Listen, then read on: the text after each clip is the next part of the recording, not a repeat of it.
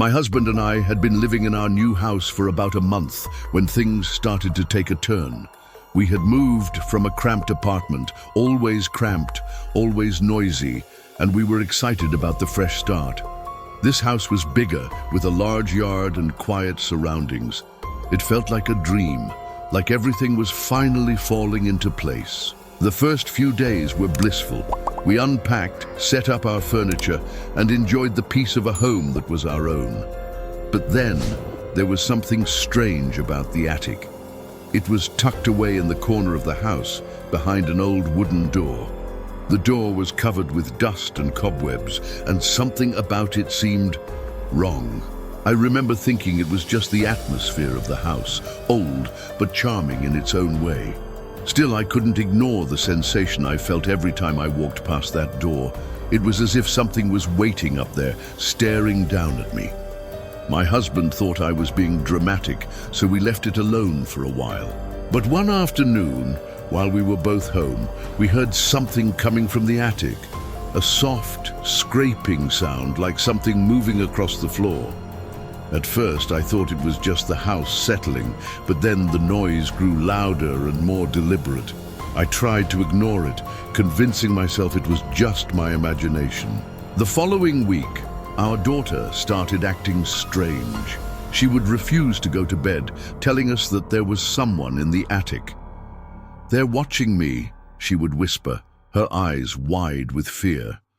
My husband chalked it up to a child's imagination, but I couldn't shake the feeling that something was wrong. One evening, when we were sitting in the living room, we heard a loud crash from the attic, followed by a deep, guttural laugh. It sent chills down my spine. I couldn't move for a moment, frozen in fear. My husband and I exchanged a look, and without a word, we both stood up and headed for the attic door. I don't know why we went up there. It was like a pull, a force I couldn't fight. As soon as we opened the door, a cold breeze rushed past us, and the light above flickered. The attic was dark, cluttered with old furniture and boxes. But there was something new, something out of place. In the far corner near the window was an old rocking chair that hadn't been there before. It was rocking back and forth slowly, unnaturally. No wind, no explanation. I stepped forward, my heart pounding. As I did, I noticed a small old book lying on the floor near the chair. My hand shook as I picked it up. The pages were yellowed with age, and as I flipped through it, I realized it wasn't just an old book. It was a journal filled with disturbing entries. The last few pages were different, though. They were written in a different handwriting, scribbled frantically, almost like someone was desperate to get something out before it was too late. My husband came over, his face pale as he read over my shoulder. The last entry sent a shiver through me. "They're here. The ones who live in the walls. They'll never leave. The house is theirs. I should never have opened the door. Never."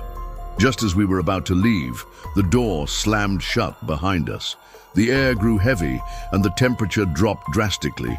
We turned to see a dark figure standing at the far end of the attic, staring at us. It had no face, just a silhouette, but we could feel its presence, its eyes piercing into us. I don't know how we managed to get out of that attic, but when we did, everything had changed. The house wasn't the same. The noises grew louder, scraping, thudding, whispers in the walls. Our daughter started having nightmares, screaming that she saw things in the dark, things that weren't supposed to be there.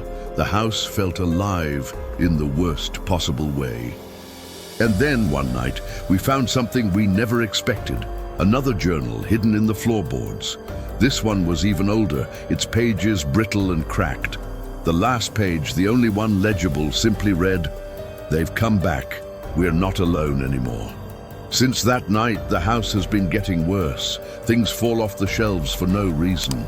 The walls groan, the lights flicker, and there are cold spots that seem to follow us. We hear footsteps behind us when no one is there. Sometimes, I swear I see things out of the corner of my eye. The worst part, I don't think we'll ever be able to leave. We're tied to this place now, bound to it in ways we don't understand. I don't know what to do anymore. I don't know if anyone can help. But whatever is in this house, it's not going anywhere, neither are we.